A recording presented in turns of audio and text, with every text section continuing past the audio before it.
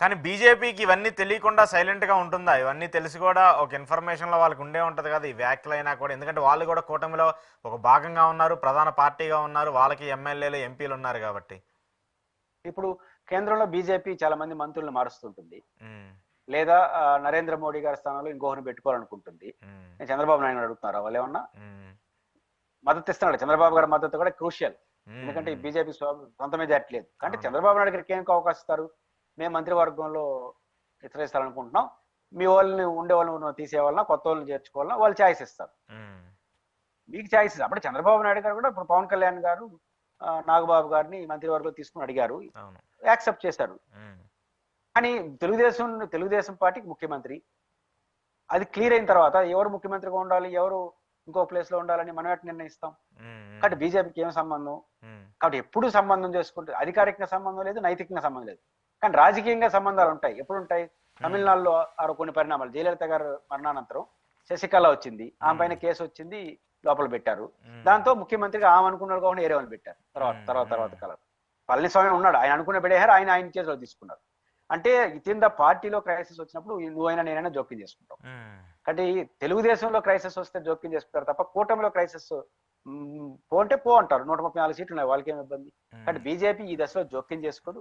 BJP జోక్యం చేసుకోవాలంటే తెలుగుదేశంలో సమస్య వస్తే జోక్యం చేసుకుంటుంది. ఎందుకు చేసుకుని సర్దిద్దడం కోసం కాదు, దాన్ని పెంచడం కోసం, పరిణామాలు తనకు అనుకూలంగా మార్చి. ఇది ఏ పార్టీ అయినా చేసేది అదే.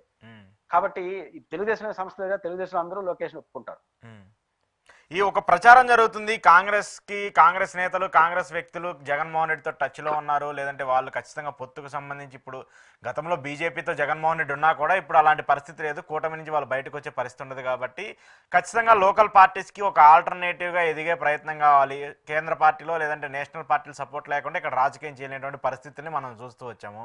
అలాంటి అవకాశాలు అంటే ఇప్పటి నుంచే జరగకపోవచ్చు, కానీ ఇన్ ఫ్యూచర్లో కూడా జరిగే అవకాశాలు ఉంటాయి. మళ్ళీ ఎందుకు ఇప్పుడు అమిత్ షా వచ్చిన తర్వాత ఇలాంటి చర్చ ఎక్కువగా జరుగుతుంది, లేదంటే టీడీపీ కావాలని చెప్పేసి ఇలాంటి ఒక కాన్ఫరెన్సీని తీసుకొస్తుందా?